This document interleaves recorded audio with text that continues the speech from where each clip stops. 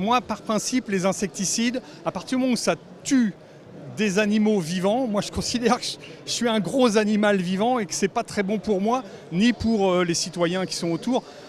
Et je pense que la nature, elle est capable aussi de s'équilibrer avec des prédateurs, etc. Moi, je suis agriculteur dans le département de l'Eure, au sud du département de l'Eure, sur une ferme de 90 hectares. Aujourd'hui, j'ai réduit, je crois que c'est 80 ou 85% l'utilisation des produits chimiques de synthèse. Si on détruit nos sols aujourd'hui en produisant n'importe comment, eh ben, demain, peut-être qu'on sera plus souverain d'un point de vue alimentaire, on ne sera plus en capacité de produire parce qu'on aura tué nos sols, parce qu'on aura tué la biodiversité, parce qu'on aura tué les insectes autour, enfin, parce qu'on aura détruit la nature en fait.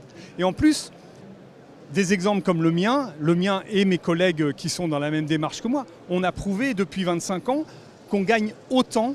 Je voyais un sondage l'autre jour où il était dit que 86%, je crois, des agriculteurs ont la volonté d'aller vers quelque chose, vers la transition agroécologique. Donc c'est pas anodin quand même que les gars le disent.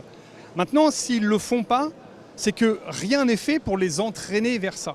Si l'État, si l'Europe donne un signal fort aux agriculteurs pour aller vers une agriculture telle que celle-ci, une agriculture dans la transition agroécologique, ben je pense que les agriculteurs ils sont prêts à y aller, ils ont envie d'y aller, ils sont pas plus bêtes que les autres.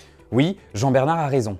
Sans un signal fort de l'État, tous les agriculteurs et les agricultrices qui souhaitent se passer de pesticides ne pourront jamais y arriver. Et pourtant, c'est tout le contraire qui se profile avec la proposition de loi Duplon actuellement débattue à l'Assemblée nationale. Ce qu'elle veut, c'est faciliter l'usage des pesticides dans les fermes conventionnelles. Par exemple, elle cherche à réautoriser l'acétamipride, un néonicotinoïde tueur d'abeilles très mauvais pour notre santé. Cette loi, ce n'est pas un plan de sauvetage pour les agriculteurs. C'est un retour en arrière qui ne sera bon pour personne.